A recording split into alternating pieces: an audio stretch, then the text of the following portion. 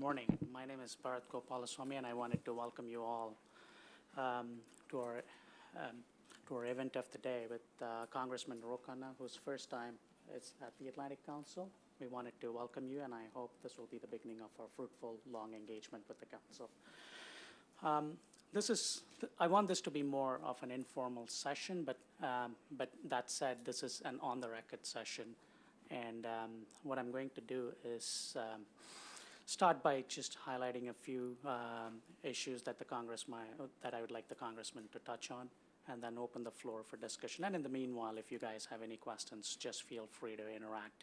And I also might end the session a little bit early, depending on the nature of the conversation, to give you a private time to interact with the Congressman. I think you have a hard stop at 11:30. Is that how I understand? Okay. So without further ado, thank you very much for coming. The immigration reform is one of the biggest agenda of this administration. And in your views, what do you think are your top priorities, and how do you think the administration is faring so far, and how do you see your role in this? Bharat, it's great to be here. Thank you for taking the time. Thank you for inviting me.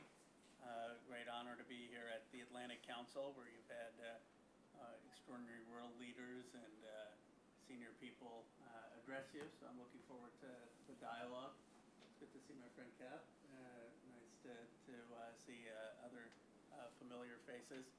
I think we start with the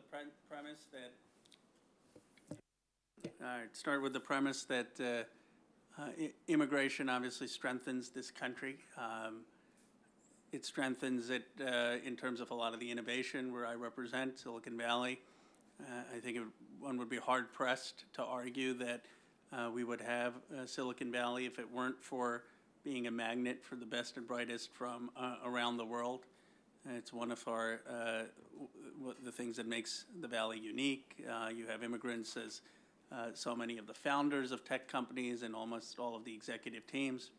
And then the contribution of immigrants in so many industries, whether it's the hotel industry, whether it's farming, whether it's the retail industry.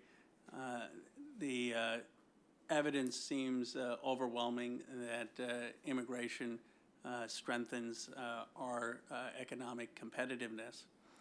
And so I think that has to be the beginning of a framework for looking at the issue. And then, of course, there's the question of values.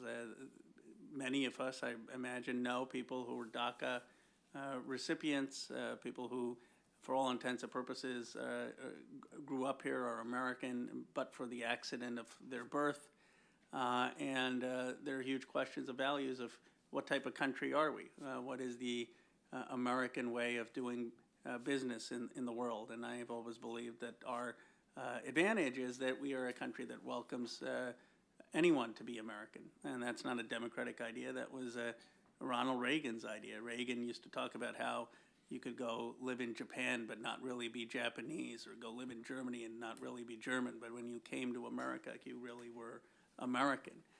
And so I think this president in recent times has probably tried to undermine that conception of America more than any president, certainly in my lifetime.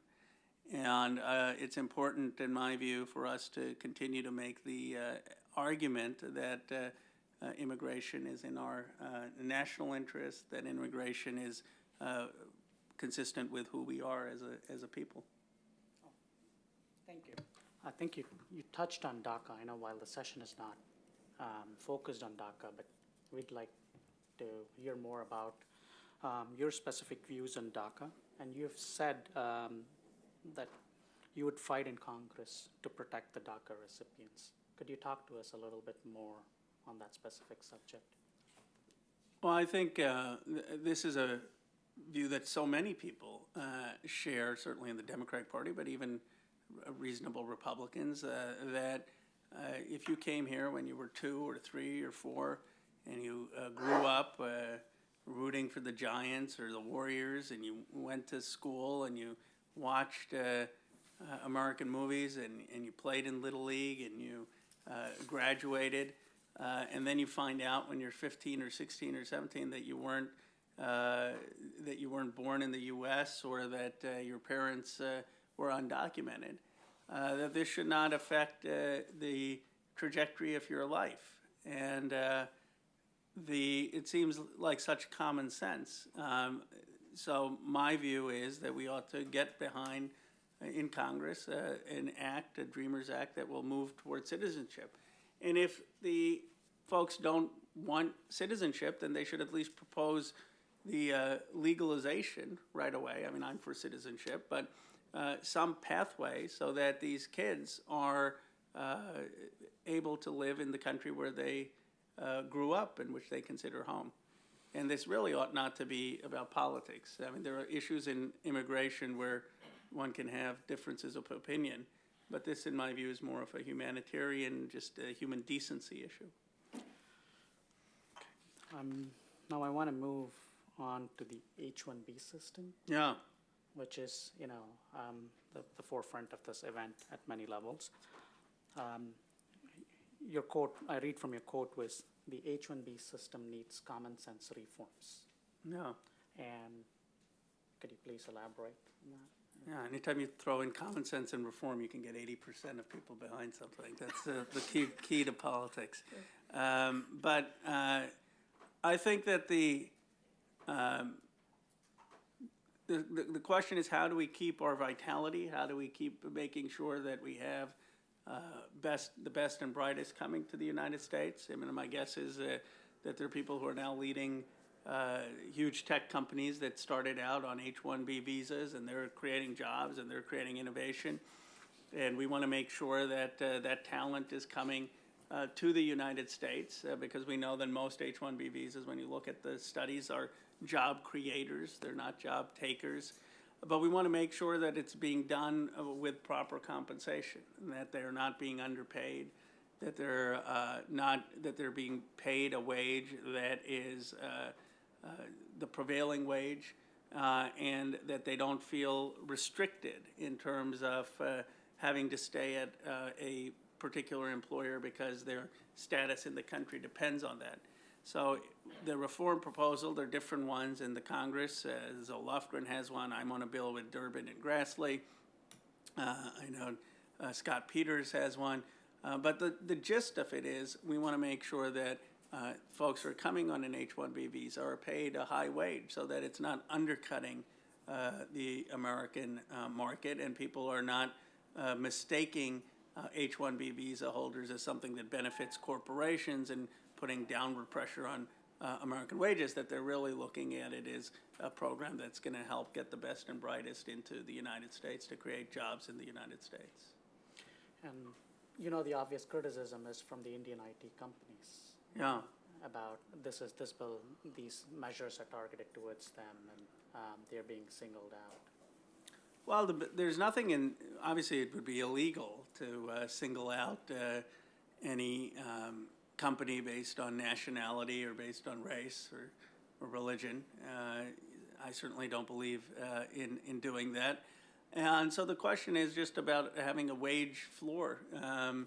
And if it turns out that a lot of the tech companies, Apple and Google and Facebook, if you look at their filings, their H-1B filings are paying about $120,000, $130,000 on average.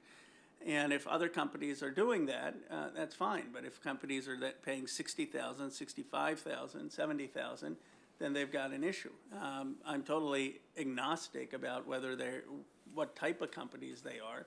The point is every company should be paying the prevailing wage. So I do want to open up the floor out here if anybody has any questions to jump in.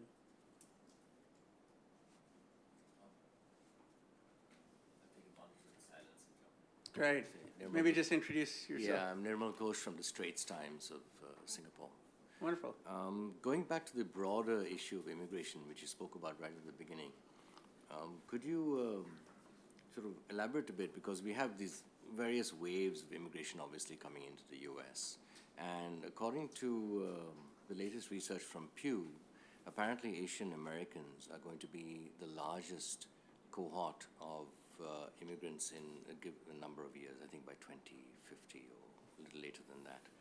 Could you? 2050? I think it's 2050, but I could be wrong. I need to check it, but within a number of years.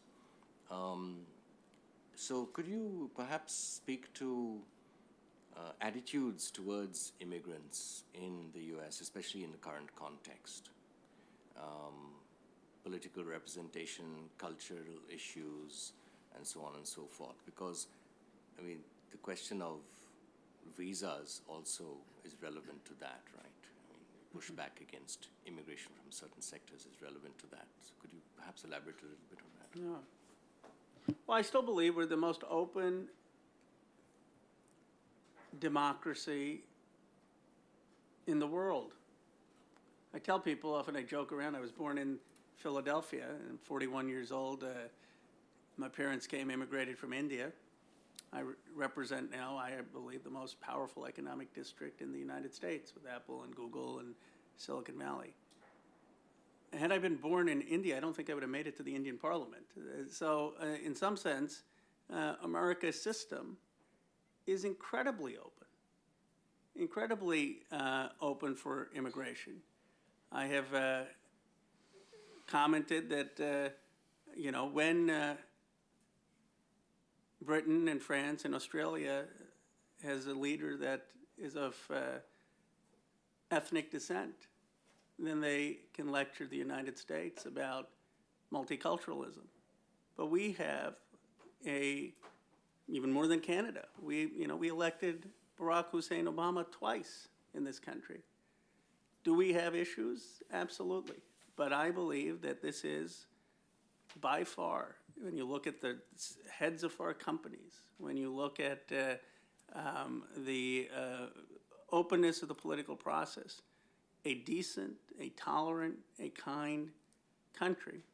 We have leaders who appeal to people's worst instincts because we're going through a transition between a industrial and digital age, and they have scapegoated certain groups, and that has always, unfortunately, there has always been an ugly side to American politics where that has existed.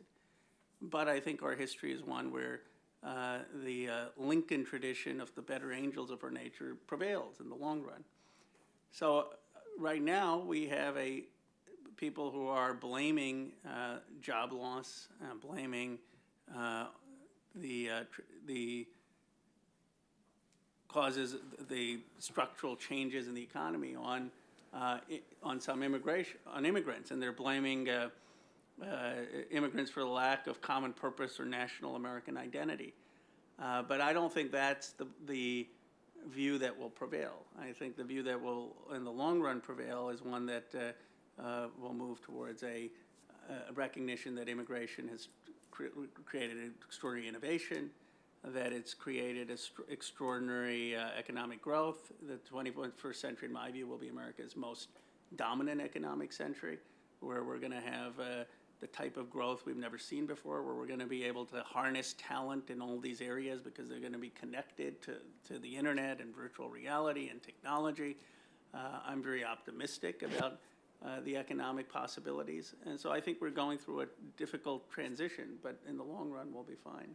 I just wanted to double down on this point. I think even in the council's own history, in the board members, we have Secretary Albright, who is one of our influential board members. She was not born in the United States. Yeah. One of our key board members who plays an active role in the functioning of the South Asia Center is Zalmay Khalilzad, who is President Bush's ambassador to Iraq, Afghanistan, and the United Nations. So, and he was an immigrant himself. But I also wanted to touch on a point that you touched briefly.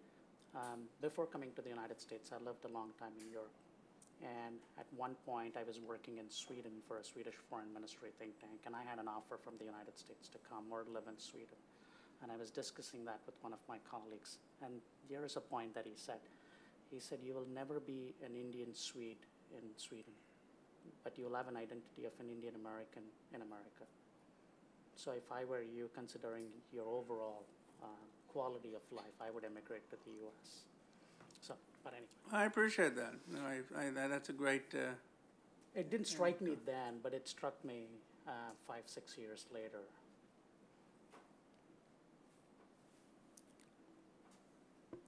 I just want to let you know, no South Asia Center discussion is complete without the Press Trust of India being present out here. No. So, I wanted to ask you about, since you come from the Silicon Valley. What's the impression about the Indian IT companies, which bring so much talents?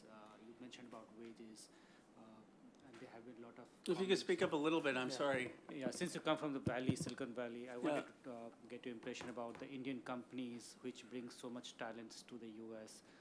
And can you also mention about the wages they pay? And secondly, why do you think Trump's immigration policy is not bringing the best and the brightest to the country? Well, I think Trump has created a fear of immigration. It's it's no longer. It's not just that we have to allow immigrants who help contribute to the economy. It's that we have to attract them.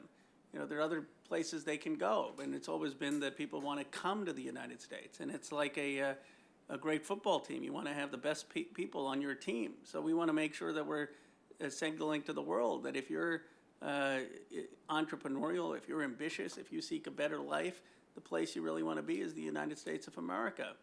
And I think that's not been the message of the Trump presidency or the Trump campaign. So it's, I think, created a chilling effect of foreign students to come to the United States, or people wanting to uproot their families and come to the United States. And in the long run, I don't think that that's healthy for our economy or for our democracy. In terms of the Indian American contributions, I mean, they're extraordinary in Silicon Valley. I mean, you've got people like Vinod Khosla and Sundar Pichai at Google, and Ram Shriram, who helped start Google. And I mean, the list is endless in terms of individuals. But I think that those are stories of education and ambition and hard work and the immigrant spirit, and coming here often starting with very little, and this desire to make a contribution, and those are and great values of non-entitlement, of understanding that they came with almost nothing and had to given such great opportunity. And they tend to be the most patriotic Americans, people who really understand that their stories would not have been possible outside the United States, that they may have had the initiative and the talent and the tech genius, but that they also were placed with the access to capital to be able to act on that, and a system that gave them that possibility. So I think that it's a story of extraordinary individuals from not just from India, but of course many Indian Americans, but from China and from Canada and from South America. I mean, you really have people from around the world.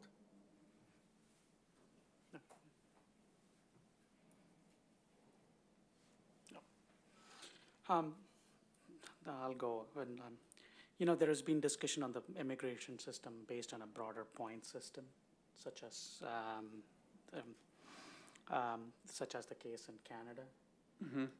Your views on that?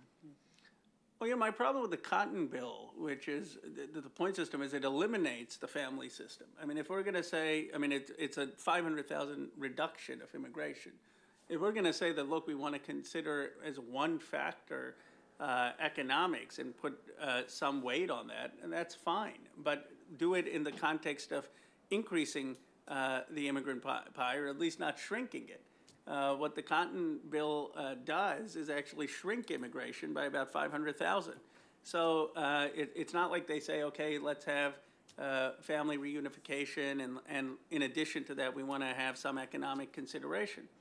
But one has to understand that because of your point about being Indian American as opposed to Indian Swede, people come to America not for a job or for just a wage. They come here for a dream. And that dream means that they want to have a family here, and they want to settle down here, and they want to have aspiration for that family to have a better life. And not understanding that context of the immigrant dream makes policymakers often less sensitive to the need for family reunification. You can't just get the best and brightest in people coming here if you say, come here, but leave your wife and and don't take care of your elderly parents, and don't have your kids, and don't have your loved ones. They're not coming here to be indentured servants. They're coming here to live the American dream. And I have yet to see any studies showing that the need to have elderly parents here hurts the United States. I mean, you could say, look, they shouldn't be on Social Security, which people have reformed. But how does it hurt the United States if people are bringing family? I mean, most of them are law-abiding, and they're paying taxes if they have to. So I don't understand what's motivating the policy. I have the gentleman there. Okay. Congressman, I'm Ambassador of Bulgaria. Nice to see you. Good to see you. Thank you very much for your insights. My question is about the work and travel program. My country is among those who are eligible, and each year about 7,000 and 8,000 students from our universities come here under J1 visas to work for 3 months, mainly in your resorts, hotels, restaurants, swimming pools, as lifeguards, and so on and so on. And then 1 month they can travel around the United States. And this program is a mutual benefit for American companies, for American citizens and visitors who go on vacation there, and for those young people who get acquainted with American way of life. There are some rumors that this program will be eliminated, and I wonder if so, who will fill these vacancies? We are talking here about tens of thousands working places. It's a seasonal work in the summer. How do you see the future in this program? Yeah, no, I don't think it should be eliminated. I think it seems like a good program in terms of encouraging people from Bulgaria or other countries to be exposed to the United States, to contribute to the United States, and then go back. If you, after the program, give Will the details, we can look into it to see what's happening in Congress. I don't know the specifics, if there's legislation designed to eliminate it, but I certainly don't see any value in eliminating a program like that. It's related to J1 visas. It's part Yeah, well, of the J1. but no one is talking about eliminating J1 visas. I mean, there's been talk that the J1 visas shouldn't be abused by companies to have transfers where you have very low-wage jobs and then you transfer them in because of giving them an inflated title, and there has to be some scrutiny about that. But I think my sense of people is that they recognize immigrants make this country stronger. They like the cultural value and the economic value they bring. They just don't want corporations taking advantage of it to undercut American wages, to undercut American opportunity. But I don't think that there's this sense that we shouldn't have people from other parts of the world coming here.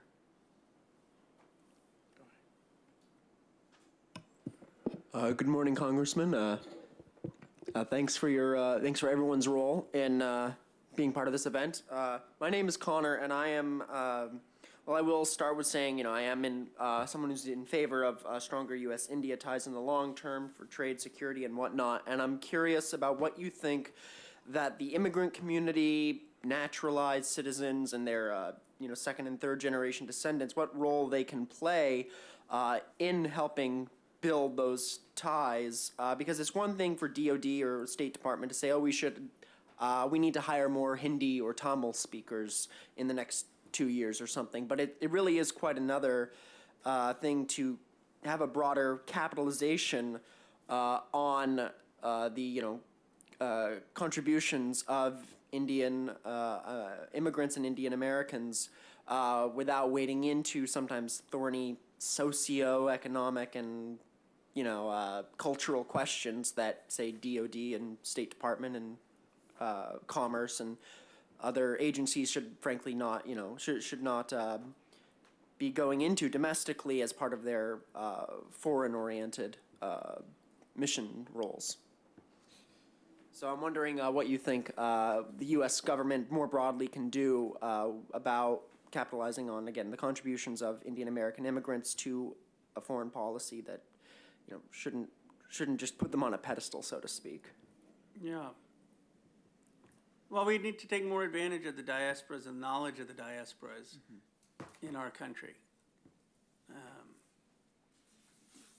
many Indian Americans know what a mess Afghanistan is. I don't understand why we're still there. Anyone who's studied Afghanistan, you look at the Kashmir border, where India has 100,000 troops to take on, whether you call them freedom fighters or whether you call them terrorists, depending on your perspective, but 3,000 people, 30-to-1 ratio. And we think putting 4,000 more troops in Afghanistan is going to do anything? I mean, we ought to listen more to people who understand different regions of the world and understand the history in those regions and understand the complexity of those regions. And I think the advantage the United States has is because we have people from around the world who come with a historical understanding and understanding of regions, that this can help inform our foreign policy and inform a policy that makes us more thoughtful about especially intervention in areas of the world that we may not understand. Thank you. If I can follow it up on Afghanistan. So from your perspective, what could be the best solution for Afghanistan? I think we ought to leave. I think the Taliban, when we had the escalation that Obama in 2009, you know, Taliban barely controlled any of the area, and now it controls 40%, and that was a huge surge. And Taliban now controls more of the territory. So what we ought to do is say, look, if we reserve the right to have surgical strikes if there are direct terrorist threats to the United States, but the idea that we're going to convince Pakistan not to support the Taliban when they view the Taliban as a buffer to India, and Taliban has been growing, and that we should be intervening in a civil war where we haven't been able to achieve anything for 16 years, where the Soviets failed, where the British failed, is folly. I'd be fine if Trump wants to declare victory and leave, and then just say we'll go after the terrorists. But I don't see what we're achieving being there.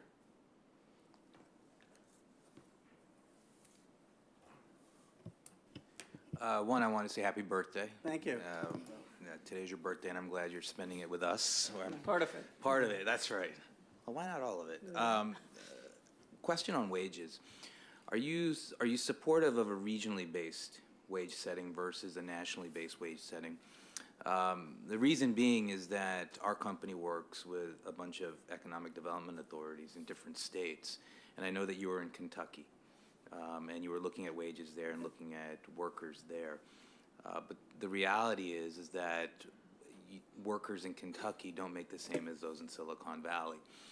And with some of the legislation that you've been supportive of, you could push workers to your district and out of other districts because of the wage. Because the wage would be high based on what Zoe wants to do.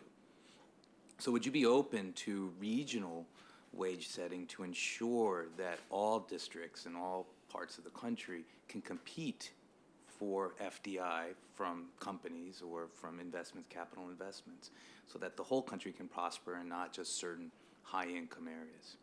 Yeah, no, I think that's a very reasonable point.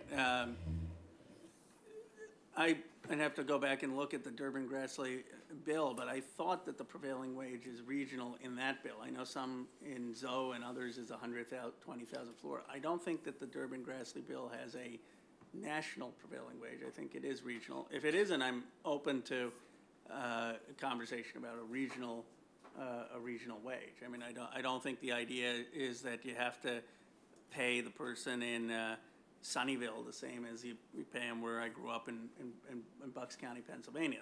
But the point is that you shouldn't be undercutting that regional market. And so if you're in Sunnyvale, you should be making $120 or whatever $1,000. If you're in some other part of the country, maybe the regional wage there is different. But I definitely think the regional factors should be taken into account. Hi, how's it going? Hi. Thanks so much for coming and speaking with all of us. My name is Ian Prokop. I'm with the American Jewish Committee. You spoke earlier about the importance of arming a community with the value that they add to our nation. So my question is, with these proposed wage floors, you assume you have higher demand for these visas. Are you in favor of raising the cap on the H-1B Not until we fix it. I mean, right now there's such a challenge. Now, if the program starts working and more people think that it's bought in and we're developing and we've made real investments in communities that have been left behind so that people don't feel that the government is ignoring them, that corporations are ignoring them, and we start to have a feeling of more inclusive growth in the 21st century economy, then absolutely we can look towards what will be in our national interest. But right now I think it would be a mistake because there are so many issues with the program and that need to be addressed, and because the primary sentiment in the country is to say, look, we're falling behind, you've forgotten about us. What are you going to do to help us? And just saying that we're going to have more immigrants is not, even if nationally that helps the economy, it may not help particular regions in this country. We need to have more aggressive apprenticeship programs. We need more investment of capital in those areas. We need to have more public-private partnerships of technology zones and expansion of universities. And I'd rather that we have that as a first priority.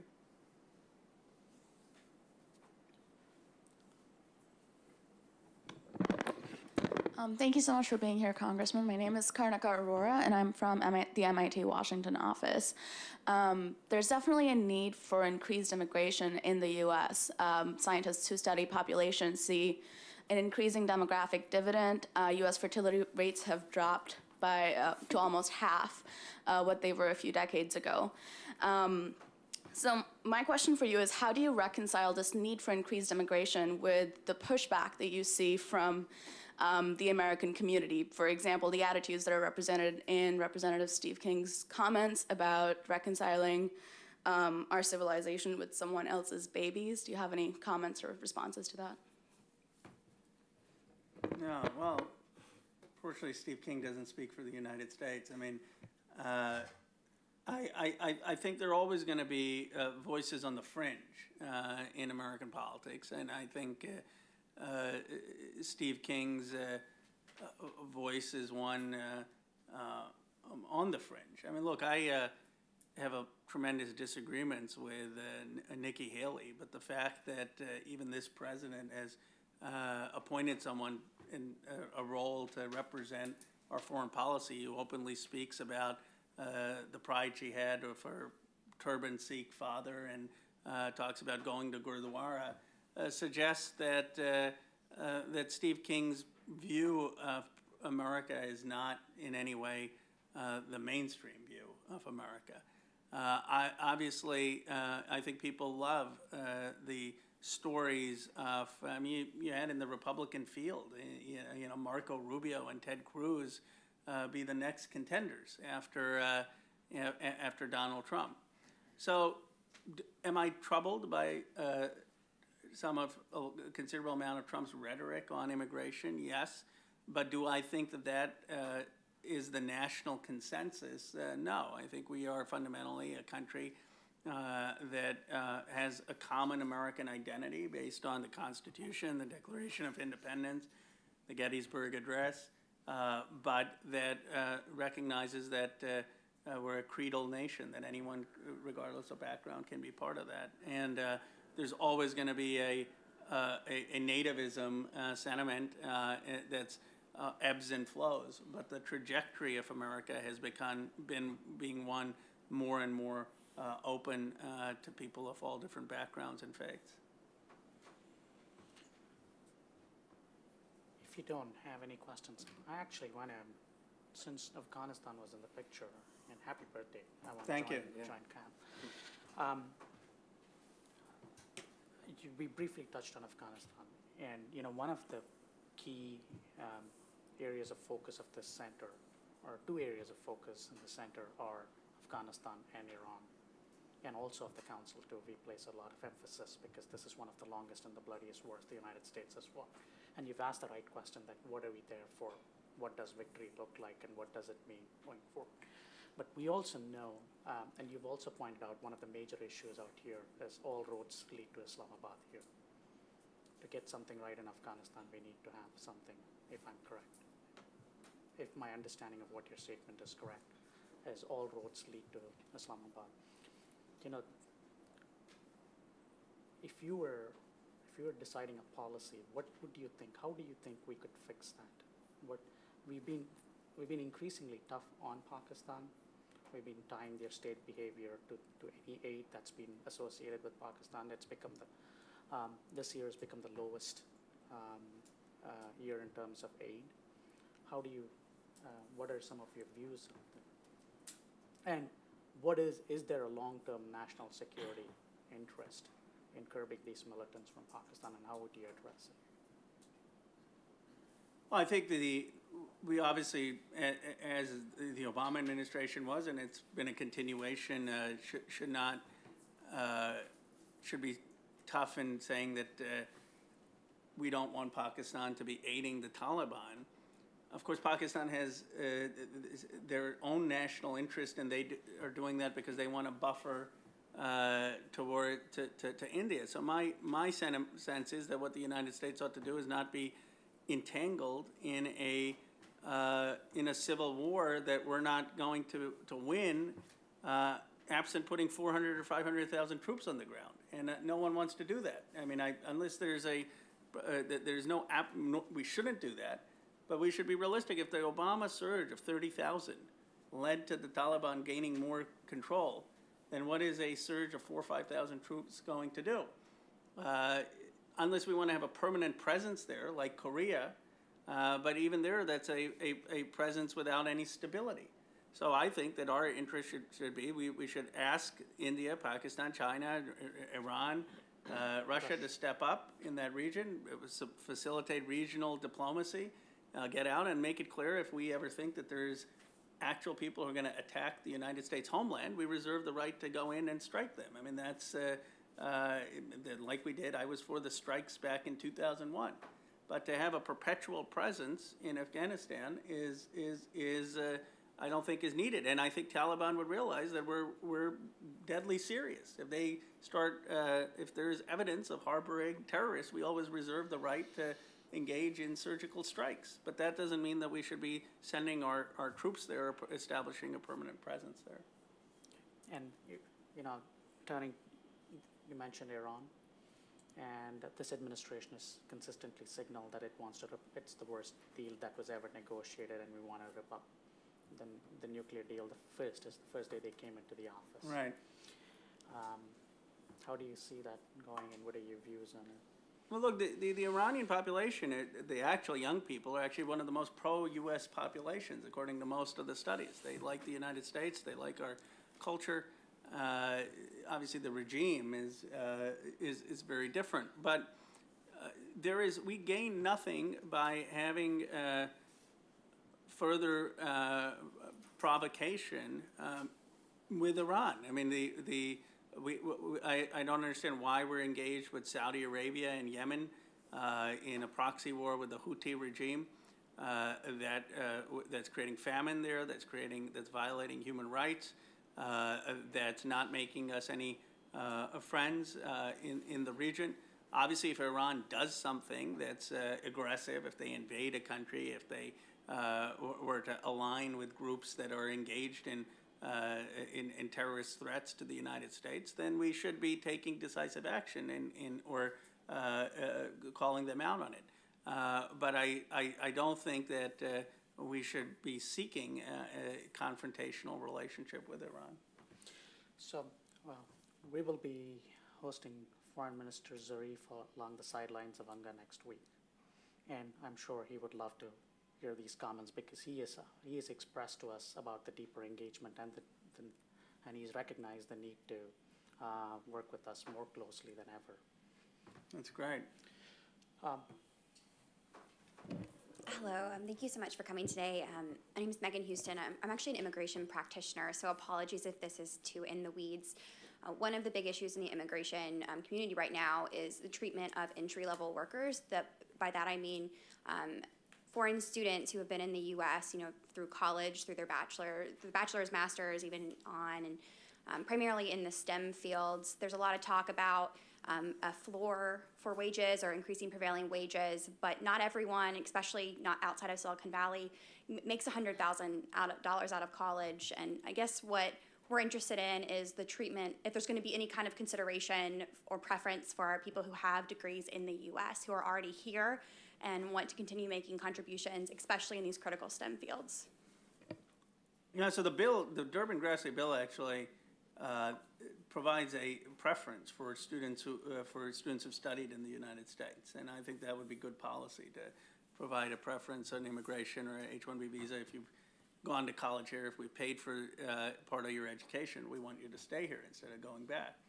And I think you're raising a similar point as Cap about the regional wages. I mean, I agree with you that $100,000 in my district, where you can barely afford a one-bedroom apartment, is very different than $100,000 in parts of Pennsylvania where I grew up. So we have to be sensitive to the regional labor markets. Does that answer your question? It does, thank you. So, if there are no further questions, I do want to thank you and wish you a happy birthday again. And I also want to Thank you. allow them to interact with you for 5 minutes. Great, thank you. Thank you for doing this. Pleasure. Thank you. So what job were you thinking of in Sweden? What was the job? Oh, I was working for a Swedish Prime Minister program, also for primarily nuclear security, international security. Right. So that's what I was working there, and then I just chose to come here. Good. Thank you. Thank you. I'll send you, that'd be great. Oh, thank you. The Straits Times is based in Singapore. Great. It's Southeast Asia's largest English newspaper. Wow. I'm actually doing this. The reason I came here with the agenda, with this whole agenda, was a Pew Research which showed that Asian Americans will outnumber all other immigrant groups. So that was the agenda behind my question. Try to steer it. So, but thanks a lot. I think your response was excellent. Good. I mean, it threw a lot of light on the subject. So I'd like to, if you could send me an email. I will. I'd like to remain in touch. Absolutely. We'll make sure you're on our. Thanks a lot. Good to have you. Thank you. Thank you. Thanks for your time, Congressman. Thank you. Thank you. Question. So someone who has probably looked at from who's been based on the outside in, since I wanted to say hi from Neeson.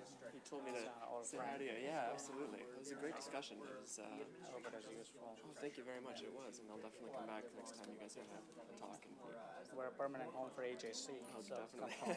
Thank you so much. And